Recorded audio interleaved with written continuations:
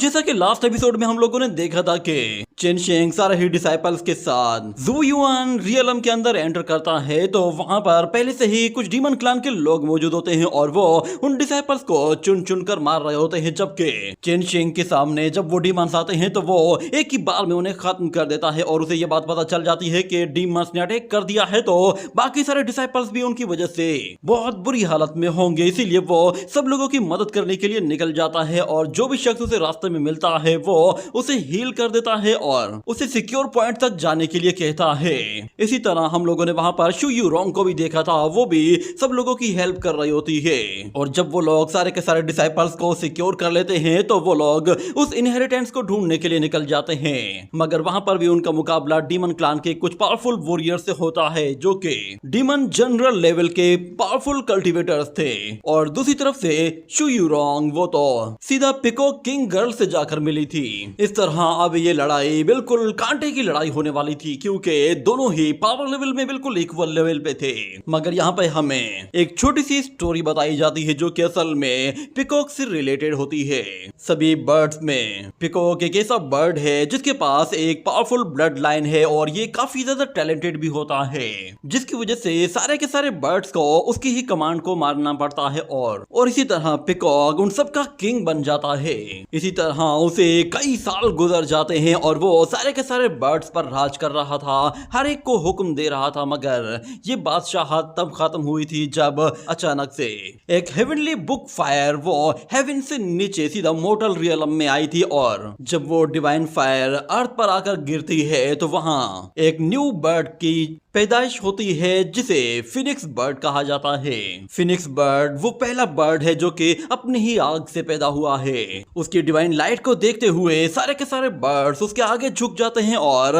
उसे एक new king accept कर लेते हैं, मगर क्योंकि पिकॉक किंग वो एक लंबे टाइम तक किंग बनकर रहा था और वो अब किसी दूसरे किंग को बर्दाश्त नहीं कर सकता था, इसीलिए वो उस फिनिक्स के आगे झुकने से इनकार कर देता है। और कहा जाता है कि फिनिक्स और पिकॉक किंग दोनों के बीच में कई हजार साल तक ये लड़ाई चलती रही और उस टाइम से लेकर अब तक पिकॉक किंग फिनिक्स किंग का दुश्मन बना हुआ है। और जब भी ये ब्लड लाइन अवेकन होती है तो नेचुरली इन दोनों के बीच में ही एक दुश्मनी होती है। यहाँ पर वो पिकॉक गर्ल कह रही होती है कि नेचुरली मैं ब्लड लाइन पिकॉक किंग से पैदा हुई हूँ तो मुझे ही सारे के सारे बर्ड्स को रूल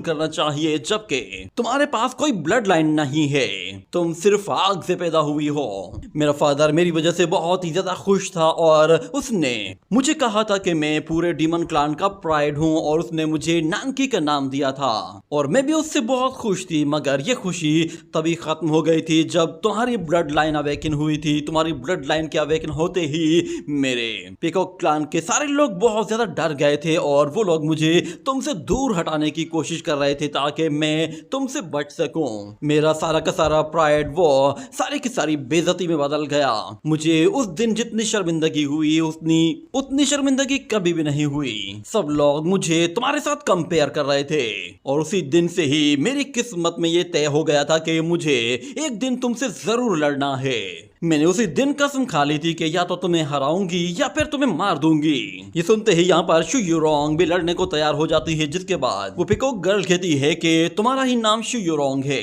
और तुम्हारे वो जूनियर डिसाइपल वो तो मुझे और तुम्हें कंपेयर करते फिरते हैं। मगर उन बेवकूफों को इतना भी नहीं मालूम कि मेरा और तुम्हारा कोई कंपैरिजन बनता ही नहीं है। उन लोगों ने मुझे बहुत ही ज्यादा डिसअपॉइंट किया है, जिस पर शू यू रोंग कहती है इसमें डिसअपॉइंट होने वाली क्या बात है। तो पिकॉक गर्ल उससे कहती है कि मैं देख पा रही हूँ तुम्हारा नेचर वो बिल्कुल भी फिनिक्स वाला नहीं है, ना ही तुम्हारे अंदर कोई गुस्सा है, ना ही तुम्हारा बिहेवियर एग्रेसिव है। नेचुरली फिनिक्स का बिहेवियर इस तरह का नहीं होता है और ऊपर से तुम्हारे पास तो टेल भी नहीं है। पता नहीं तुम्हारे सेक्ट के लोग तुम्हारी इतनी तारीफें क्यों करते हैं। ये सुनकर शू यू रोंग उससे कहती है तुम बिल्कुल बचकानी बातें कर रही हो, जिस पर पिकॉक गर्ल कहती है अगर ऐसा है तो फिर आकर देख लो, तुम्हें साफ साफ पता चल जाएगा कि तुम में और मुझ में कितना फर्क है। ये कहने के साथ वो अपनी पीकॉक पावर को फुल स्ट्रेंथ तक अनलॉक कर लेती है। तो ये देखते ही शू यूरोंग भी अपने फिनिक्स ब्लड लाइन को अवेकन कर लेती है और वहां पे मौजूद वो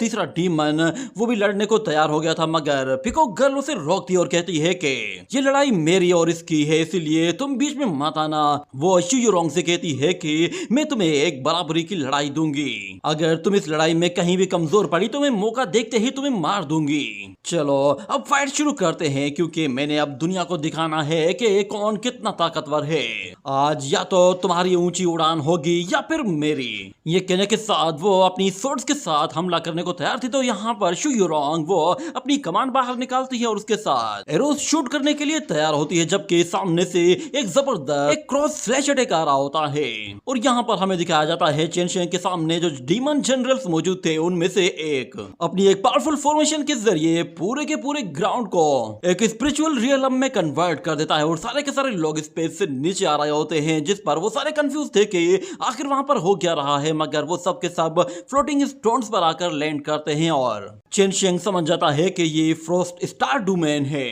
यानी कि उस डीमन जनरल के अंदर इतनी एबिलिटी है कि वो स्पेस को मैनिपुलेट कर सकता है। और क्योंकि वो लोग अब उस स्टार डोमेन के अंदर फाइट करने वाले हैं, तो यहाँ पर चेन शेंग और उसके साथियों को डिसएडवांटेज मिल सकते हैं, क्योंकि वो लोग उस स्टार डोमेन से बिल्कुल भी वाकिफ नहीं है। जबकि शेन यू जो कि डीमन गर्ल है वो सब लोगों से कहती है कि चलो अब तुम लोगों का फ्लैश एंड ब्लड अच्छी तरह से रिकवर हो पाएगा, जाओ और जाकर टूट पड़ो इन पर। और दूसरी तरफ वो डीमन जनरल टोंग्यू जैसे ही अपनी वो बोन स्टिक जोर से जमीन पे मारता है तो सब कुछ फिर से बदलना शुरू हो जाता है। और चेन शेंग देखता है कि वहां पर उस ट्रांसफॉर्मेशन का इफेक्ट सिर्फ उसके ऊपर हो रहा है, ना कि बाकी लोगों के ऊपर। पर किसी तरह वो उस अटैक को ब्लॉक कर लेता है। और दूसरी तरफ जू शियो वो टोंग्यू पर जैसे ही हमला करने को जाता है तो टोंग्यू उसे फौरन से अपनी एनर्जी प्रेशर से पीछे धकेल देता है। मगर यहाँ पर क्यान वो उसे देखते ही फौरन से उस वॉरियर की तरफ आगे बढ़ती है, तो बीच में वो पीकॉक गर्ल आ जाती है और वो क्यान के अटैक को रोकते हुए उसे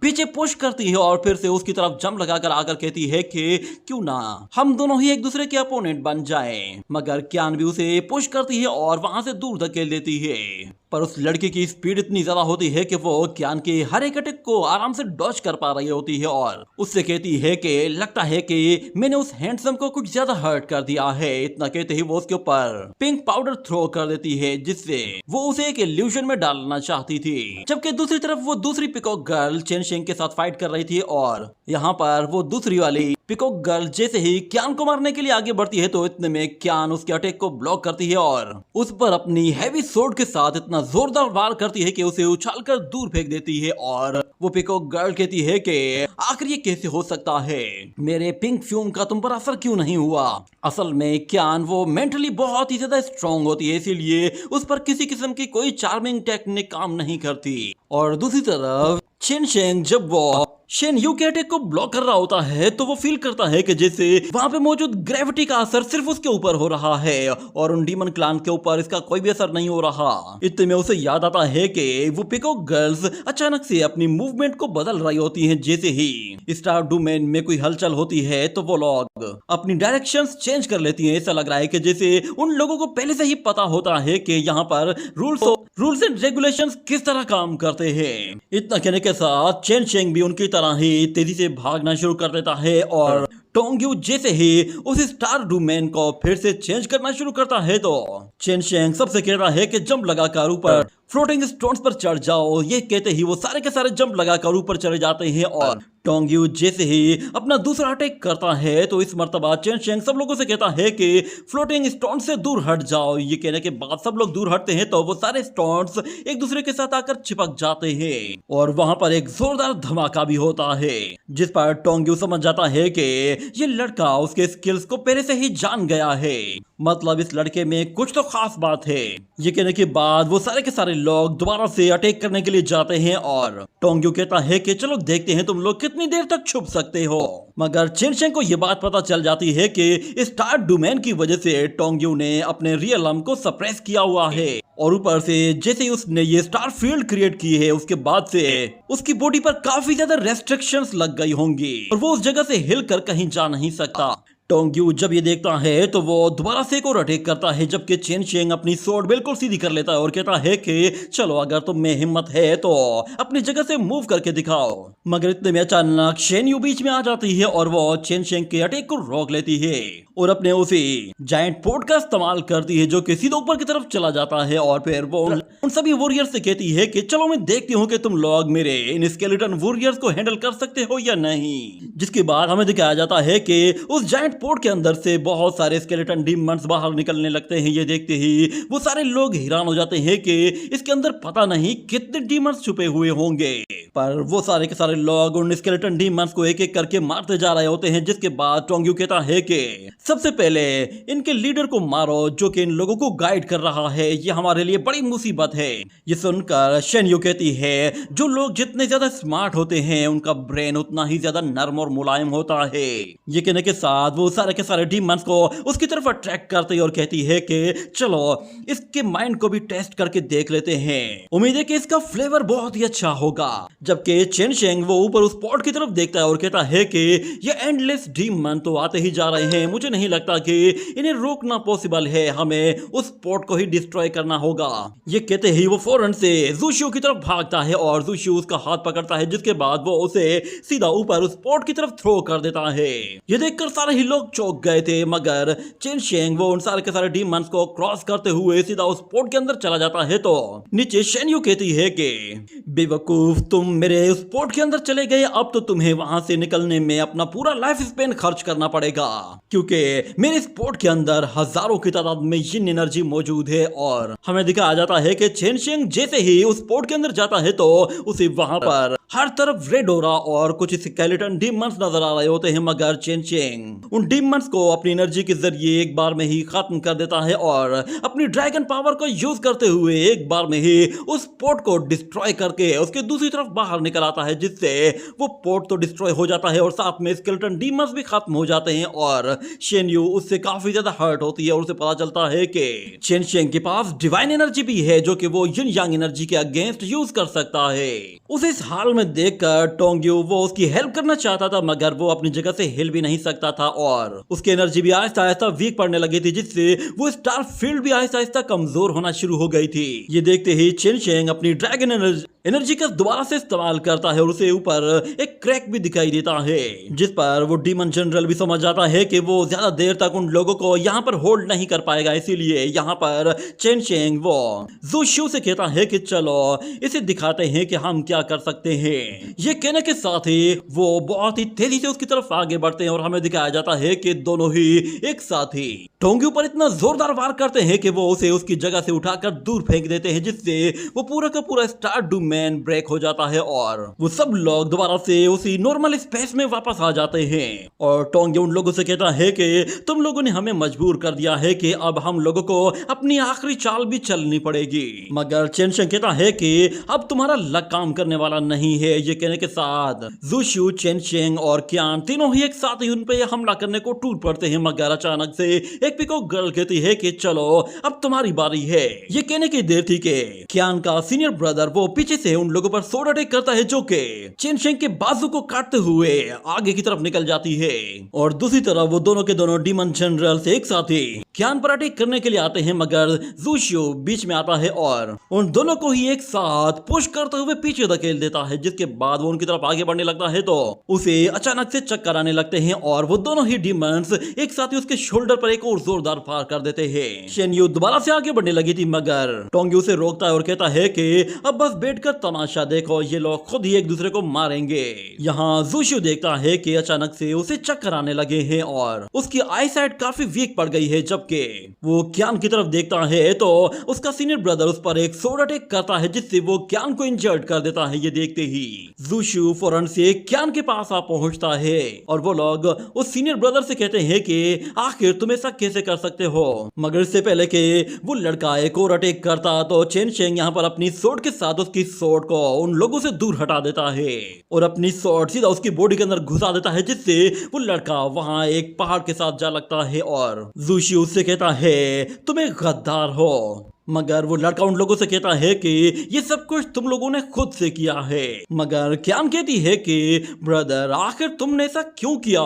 जिस पर लियांग हंसते हुए कहता है कि मैंने क्यों किया ये बात तुम पूछ रही हो, क्या ये बात तुम नहीं जानती कि मास्टर सू ली ने मेरे पूरे के पूरे लियांग मेंशन को खत्म कर दिया था। क्या उस वक्त तुमने पूछा था कि मास्टर आप ऐसा क्यों कर रहे हैं? उन्होंने एक ही जनरेशन के 28 यंग लोगों को मार दिया था, जबकि उन सब लोगों ने पहले से ही सरेंडर कर रखा था। उसके बावजूद भी उन लोगों को मारा गया। ये कहने के बाद वो डीमन स्केलेटन उसकी बॉडी को कवर करना शुरू कर देते हैं और लियांग कहता है कि चाहे अब कुछ भी हो जाए मैं अपने क्लान का बदला लेकर रहूंगा। पर अचानक से वो स्केलेटन उसकी बॉडी को इतना जोर से पुश करते हैं कि वो वहीं पे ही मर जाता है और वो पिकॉक गर्ल कह रही होती है कि ये लड़का बहुत ज्यादा बकवास कर रहा था। मगर यहाँ पर तो एक लड़का तो अंधा हो चुका है और एक लड़की इतनी जड़ है कि वो खड़ी भी नहीं हो सकती और बाकी उनका बचा लीडर जो कि बहुत जल्द अब मरने वाला है। ये कहने के साथ वो पिकॉक गर्ल अपनी एक फॉर्मेशन के जरिए बहुत सारे पिकॉक फेदर उसकी तरफ थ्रो करती है तो चेन शेंग अपने सामने वही आयरन अम्ब्रेला को ओपन कर देता है, जिससे वो सारे के सारे अटैक्स को एक बार में ही ब्लॉक कर रहा होता है। मगर चेन शेंग को एक बात अच्छी तरह से मालूम होती है कि अगर वो लड़का वाकई में सू ली का बेटा है तो वो लोग उसे जिंदा पकड़ने की कोशिश करेंगे ताकि वो लोग मास्टर सू ली को आराम से कंट्रोल कर सके। वो फौरन से अपना एक टोकन उन लोगों की तरफ थ्रो करता है और ज़ूशियो से कहता है कि जल्दी से इस जगह से दूर चले जाओ। और इससे पहले कि क्यान और ज़ूशियो कुछ कर पाते इससे पहले ही वो लोग वहां से गायब हो जाते हैं और चेन शेंग वो अकेला ही वहां पर रुका हुआ होता है, जिस पर वो लड़कियां उस पर हंसते हुए कहती हैं कि तुम अकेले हम 4 का मुकाबला कैसे करोगे। और शेन्यू कहती है इसे मारने के लिए ज्यादा लोगों की जरूरत नहीं है, चलो हम उन भागे हुए लोगों का पीछा करते हैं। इतना कहते ही वो लोग ज़ूशियो के पीछे चले जाते हैं, जबकि चेन शेंग देखता है कि उन लोगों का ध्यान दूसरी तरफ है तो वो उस अम्ब्रेला को छोड़कर वहां से फिर तेजी से भागने की कोशिश करता है ताकि वो उन लोगों को वहां से दूर ले जा सके। और जाते साथ ही वो दोबारा से उसी वाटर लेक में जंप लगाकर उसके दूसरी साइड से बाहर निकलने की कोशिश करता है। मगर हमें दिखाया जाता है कि वहां से जाने के बाद लियांग अपनी बॉडी से वो स्वॉर्ड बहुत ही आराम से बाहर निकाल लेता है और उसी स्वॉर्ड को यूज करते हुए वो किसी और को टारगेट करता है और फिर उससे कहता है कि उम्मीद है कि तुम इस शो से काफी सेटिस्फाइड हो गए होगे। हमें दिखाया जाता है वहां पर एक यंग मास्टर ज़ुआंग भी मौजूद होता है और लियांग ने अपनी स्वॉर्ड के जरिए उसे कैप्चर कर लिया था। और ज़ुआंग का फादर वो हेवनली एकेडमी का वाइस डीन है, इसीलिए वो यहाँ पर लियांग को धमकी देता है कि अगर तुमने मुझे मारने की कोशिश की तो तुम भी मारे जाओगे। तो लियांग कहता है कि मैंने कब कहा कि मैं तुम्हें मार रहा हूँ, मुझे तो बस तुमसे एक फेवर चाहिए, अगर तुम मेरा काम कर दो तो मैं तुम्हें जिंदा छोड़ दूंगा। पर ज़ुआंग कहता है आखिर तुम्हें ऐसा क्यों लगता है कि मैं तुम्हारी मदद करूंगा जबकि तुम तो डीमन क्लान के एक स्पाई हो। तो लियांग हंसते हुए कहता है मैं जानता हूँ तुम बाकी लोगों से बिल्कुल डिफरेंट हो क्योंकि तुम काफी देर से छुपकर सिर्फ अपनी जान बचा रहे थे और तुम्हें तो अच्छी तरह से मालूम है कि तुम मेरा मुकाबला करोगे तो तुम भी मारे जाओगे। मैं तुम्हें एक ऑप्शन दे रहा हूँ, ये पिल खा लो और अपनी जिंदगी जियो, तुम्हें इससे ज्यादा कुछ और करने की जरूरत ही नहीं। मगर अगले सीन में हमें दिखाया जाता है कि शू यूरोंग और पिकॉक गर्ल एक दूसरे के साथ आकर टकराती हैं और नानकी उससे कहती है कि क्या तुम्हारे अंदर बस इतना ही दम है। इतने में शू यूरोंग उन दोनों की दोनों सोर्ड्स के साथ अपने आप को बचाते हुए फौरन से नीचे आ जाती है और नानकी उससे कहती है चलो मैं तुम्हें दिखाती हूँ कि मेरी पिकॉक ट्रू पावर क्या है। ये कहने की देर थी कि हमें फिर वहां पर एक बहुत ही बड़ा हाथ दिखाया जाता है। उस हाथ के साथ एक जायंट बॉडी अपीयर होना शुरू होती है जो कि बहुत ही बड़ी होती है और वो बॉडी हाफ ह्यूमन और हाफ बर्ड की तरह लग रही थी, जिसे नानकी अपना पिकॉक किंग डीमन फॉर्म कहती है। और इस पिकॉक किंग फॉर्म में वो पहले से कई गुना ज्यादा खतरनाक हो जाती है। जबकि हम दूसरी तरफ देखते हैं चेन शेंग जब वो उस पानी से बाहर निकलता है तो वो पीछे देखता है, पीछे से वो लड़कियां उसके सामने आ पहुंचती हैं और वो वहां से भी फिर उन लोगों को काफी दूर ले जाने की कोशिश करता है। और उसे ये बात पता चल गई थी कि अब यहाँ पर सिर्फ उसके पास 2 डीमंस बचे हैं और उसकी एनर्जी भी काफी हद तक खत्म होने लगी है और उसे कोई और मेथड यहाँ पे यूज करना होगा ताकि वो अपनी थोड़ी सी एनर्जी भी बचा सके। जबकि हम शू यूरोंग को देखते हैं वो उस पिकॉक किंग फॉर्म के सामने खड़ी हुई होती है तो वहां पर नानकी उससे कहती है मुझे बताओ कि क्या तुम मेरे इस गॉड फॉर्म को हैंडल कर पाओगी। हमने वैसे भी तुम्हें बहुत ज्यादा बर्दाश्त कर लिया है मगर मेरा पिकॉक क्लान अब वो तुम्हारी ग्रोथ को बिल्कुल भी बर्दाश्त नहीं करेगा। अब वक्त आ गया है कि तुम मेरी इस पिकॉक किंग बॉडी की नरिशमेंट बनकर मेरी पिकॉक किंग पावर को और भी ज्यादा बढ़ा दो। ये कहते ही वो अपने एक जाइंट हैंड से शू युरोंग को मसलने की कोशिश करती है, पर शू युरोंग वहां से पीछे हट जाती है और अपने एक ब्लड ड्रॉप के जरिए अपनी डिवाइन एनर्जी क्रिएट करते हुए उस वेपन को पूरी तरह से एनर्जी से चार्ज कर लेती है और उसकी डिवाइन एनर्जी अब उस एरो के साथ कंबाइन होना शुरू हो गई थी और हमें वहां पर एक जायंट डिवाइन ट्री दिखाई देता है। जैसे ही शू युरोंग वो डिवाइन एरो क्रिएट करती है तो हम देखते हैं उस एरो के साथ वहां पर एक फिनिक्स बर्ड रिलीज होता है जो कि तेजी से उस पिकॉक किंग की तरफ जाता है, तो वो पिकॉक किंग अपने हैंड्स के जरिए उसे होल्ड कर लेता है। जब नान की ये देखती है तो वो हंसते हुए उसका मजाक उड़ाती है और कहती है क्या तुम्हारा रियलम बस इतना ही हाई हो सकता है। मगर शू युरोंग उससे कहती है कि मेरा कल्टीवेशन लेवल चाहे जितना भी हो तुमसे तो अच्छा ही है। ये कहते ही वो इस मर्तबा एक और टेक्निक को यूज करती है और हमें दिखाया जाता है वहां पर एक बार में ही वो बहुत सारे एरोज क्रिएट कर लेती है। हमें दिखाया जाता है वो सारे के सारे एरोज एक बार में ही वो रिलीज करती है तो नान की उन्हें एक बार में ही नहीं रोक पाती और वो सारे के सारे एरोज उसे जाकर हिट कर जाते हैं। और शू युरोंग यहाँ पर भी रुकने वाली नहीं थी, वो यहाँ उस डिवाइन ट्री का एक लीफ लेती है और उसके साथ एक और पावरफुल एरो रिलीज करती है तो वो जायंट बॉडी वहीं पे ही डिस्ट्रॉय हो जाती है और उसके साथ साथ नान की थोड़ी सी इंजर्ड भी हो जाती है। मगर वो हार मानने को तैयार नहीं थी, वो शू युरोंग से कहती है चलो आ जाओ। तो शू युरोंग भी उसकी तरफ जैसे ही आगे बढ़ती है तो दोनों ही एक दूसरे के बेहद क्लोज आकर अटैक करने वाले होते हैं। तो यहाँ पर सीन शिफ्ट हो जाता है और हम दोबारा से चेन शेंग को देखते हैं। वो उन लोगों को काफी दूर ले आया था और वो लड़की अचानक से उसके सामने आकर उस पर अटैक करती है तो चेन शेंग उसे इतनी जोर से किक मारता है कि वो लड़की फिर वहां एक दरख्त से जा टकराती है। वो लड़की एक बड़े पत्थर से जा टकराती है जिससे उसके शोल्डर पर चोट लगती है और वो कहती है कि चाहे कुछ भी हो जाए हम इसे यहाँ से भागने नहीं दे सकते। ये कहते ही वो दोनों ही ट्विन गर्ल्स अपना हाथ एक साथ मिलाकर अपने विंग्स के जरिए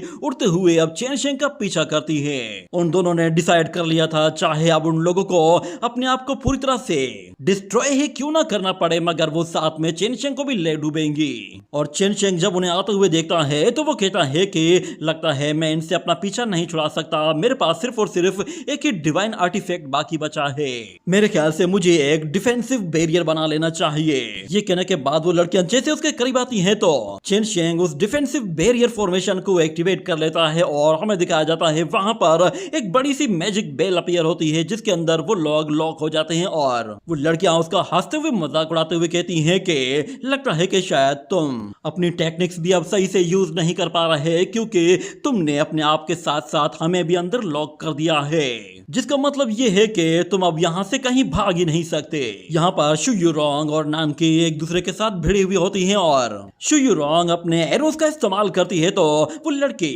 एरोस को डॉज करते हुए तेजी से आगे बढ़ती है। मगर हमें दिखाया जाता है कि शू युरोंग उन एरोस को पकड़कर अपनी तरफ दोबारा खींचती है तो वो एरोस उस लड़की के पीठ पे आकर लगते हैं मगर उसके बावजूद भी नान की हार नहीं मानी और सीधा शू युरोंग के शोल्डर पर दे मारती है, जिस पर शू युरोंग कहती है लगता है तुम भी मेरे साथ मरना चाहती हो। ये कहकर वो अपने औरा से ही उस लड़की को पीछे धकेल देती है और वो पिकॉक गर्ल कहती है कि चाहे मुझे अपनी जान ही क्यों ना देनी पड़े पर मैं तुम्हें बिल्कुल भी बर्दाश्त नहीं कर सकती। मेरे साथ साथ अगर तुम भी मर गई तो भी मेरा फादर तो कम से कम खुश हो जाएगा और उसकी खुशी में मेरी खुशी है और मेरे मरने के बाद कम से कम वो मेरे ऊपर एक बड़ी सी पोएम लिखकर मेरे टॉम स्टोन पर रखवा देंगे। जबकि यहाँ पर चेन शेंग कह रहा होता है कि मेरी ट्रू एनर्जी वो पूरी तरह से कंज्यूम हो चुकी है इसलिए मैं अब भाग नहीं सकता, मुझे इन्हें हराने के लिए कोई और मेथड यूज करना पड़ेगा। जिस पर वो लड़कियां कहती हैं कि लगता है तुम काफी स्मार्ट हो। जिस पर चेन शेंग उन लोगों से कहता है कि अब मैं तुम लोगों को बिल्कुल डिफरेंट तरीके से डील करने वाला हूँ। उम्मीद है कि अगर तुम्हारे ऊपर 5 मिलियन कॉइन्स की बरसात होगी तो शायद वो तुम्हें मारने के लिए काफी होंगी। ये कहते ही वो अपनी सोर्ड के साथ ऊपर एक स्पेस रिफ्ट क्रिएट करता है और हमें दिखाया जाता है कि ऊपर से गोल्डन सिक्कों की बारिश होने लगती है। और वो दोनों ही लड़कियां कहती हैं 5 मिलियन गोल्डन टाइल्स, क्या इस लड़के के पास इतने सिक्के हैं? वो लड़कियां उसकी बात सुनकर काफी सरप्राइज होती हैं और कहती है क्या तुम पागल हो गए हो? अगर यहाँ पर इतने सिक्के गिरे तो हमारे साथ तुम भी यहीं पे ही दफन हो जाओगे। मगर चेन शेंग यहाँ पर अपने ड्रैगन फॉर्म में आ जाता है और कहता है कि चलो देखते हैं कि कौन यहाँ पर सरवाइव कर सकता है। वो यहाँ पर अपने चारों तरफ एक डोमेन बना लेता है ताकि वो उन सिक्कों से अपने आप को बचा सके, जबकि दूसरी तरफ वो सिक्के उन लड़कियों के ऊपर गिर रहे होते हैं और उन्हें पता चल जाता है कि अगर चेन शेंग अपनी ड्रैगन बॉडी को यूज करता है तो उसकी स्ट्रेंथ हमारी स्ट्रेंथ से बहुत ज्यादा बढ़ जाएगी। मगर अब कोई फायदा नहीं था क्योंकि वहां पर इतने ज्यादा सिक्के गिर गए थे कि वो लड़कियां उन सिक्कों के अंदर गुम हो गई थी। और यहाँ शू यूरोंग कह रही होती है अब इस कंपटीशन को एंड करने का वक्त आ गया है, हम लोग बिला वजह की लड़ाई लड़ रहे हैं। इतना कहने के साथ हमें दिखाया जाता है वो अपनी फिनिक्स ब्लड लाइन को यूज करते हुए वहां पर कुछ सेलेस्टियल चेन्स को समन कर लेती है। मगर पिकॉक गर्ल बहुत ही आराम से उन चेन्स को डॉज करते हुए ऊपर उस लड़की की तरफ आगे बढ़ते हुए कहती है कि अब तो वक्त आ गया है कि इस खेल को एंड कर देना चाहिए। मगर दोनों में से कोई भी किसी पर भारी नहीं पड़ रहा था। दोनों की पावर बिल्कुल इक्वल लेवल की थी और यहाँ शू यूरोंग अचानक से बहुत सारे लीव्स के साथ एक अटैक करती है तो वो लड़की उस अटैक को डॉज करते हुए आगे बढ़ती है और कहती है चाहे कुछ भी हो जाए मेरा ये मिशन फेल नहीं होगा। जबकि वहां पे बैठे हुए उस तीसरे डीमन को देखते हैं, वो कहता है कि मास्टर ने कहा था कि चाहे कुछ भी हो जाए हमारा मिशन हर हाल में कंप्लीट होना चाहिए, उसके लिए चाहे कुछ भी करना पड़ेगा वो हम करेंगे। ये याद आने के बाद वो फौरन से अपने हाथों से एनर्जी जनरेट करता है और उस एनर्जी से शू यूरोंग पर हमला कर देता है तो वो अटैक सीधा उसकी पीठ पे जाके लगता है जिससे शू यूरोंग जख्मी होकर सीधा माउंटेन से नीचे जा गिरती है। और चेन शेंग यहाँ पर अपनी उस मैजिक बेल को जैसे ही डिस्ट्रॉय करता है तो उसके अंदर मौजूद वो लड़कियां अपने आप ही बाहर निकल आती हैं और चेन शेंग अपनी सोर्ड के साथ एक ही अटैक में उन लड़कियों को चारों शाने चित कर देता है जिससे वो लड़कियां अब दोबारा से रीजनरेट भी नहीं हो पाती। मगर मरने से पहले वो चेन शेंग से कहती हैं कि चाहे कुछ भी हो जाए तुम हर हाल में मरोगे। मगर चेन शेंग की एनर्जी इतनी ज्यादा यूज हो चुकी होती है कि वो भी बेहोश होकर नीचे गिरने लगता है। जबकि दूसरी तरफ हम देखते हैं कि वो पिकॉक गर्ल अपने उस जूनियर से कहती है आखिर तुमने ऐसा क्यों किया? तो वो कहता है कि आप चाहें तो मेरी जान ले लें मगर मैं हर हाल में इस मिशन को सक्सेसफुल बनाना चाहता था। ये कहने की देर थी कि अचानक से शू यूरोंग वो अपने फिनिक्स फॉर्म में बाहर निकल आती है जिस पर वो लोग खुद भी हैरान हो गए थे और वो पिकॉक गर्ल कहती है कि इसका मतलब ये है कि ये लड़की इतनी आसानी से मर नहीं सकती। मगर हमें दिखाया जाता है कि शू यूरोंग उनसे लड़ने के बजाय वहां से वापस पीछे की तरफ तेजी से जाती है। उसके पास अपने विंग्स भी होते हैं तो वो काफी स्पीड के साथ उड़ती है और हमें दिखाया जाता है वो अचानक से उसी जगह पहुंचती है जहां पर चेन शेंग नीचे गिर रहा था। वो जब उसे नीचे गिरते हुए देखती है तो वो बिल्कुल सरप्राइज हो जाती है और इतने में वो उसके जैसे ही करीब आती है तो चेन शेंग अपनी आंखें खोलता है और वो दोनों एक दूसरे को देखते हैं और दोनों ही एक दूसरे का हाथ पकड़ लेते हैं और यहाँ से उनकी मोहब्बत का आगाज हो गया है। उन दोनों ने ही बचपन में ही एक दूसरे को इतने लेटर्स लिखे थे और एक दूसरे को बचपन से ही वो लोग पसंद करते थे मगर कभी भी एक दूसरे को उन लोगों ने फेस नहीं किया था। ना ही उन लोगों में इतनी हिम्मत थी कि वो लोग फेस टू फेस आकर एक दूसरे से कोई बात कर सके। मगर आज वो एक मौका आया था जब वो दोनों पहली मर्तबा एक दूसरे के इतना करीब आ गए थे। शू यूरोंग उसे गिरने नहीं देती और उसका हाथ पकड़ लेती है और उसी के साथ ये एपिसोड यहीं पे ही एंड हो जाता है।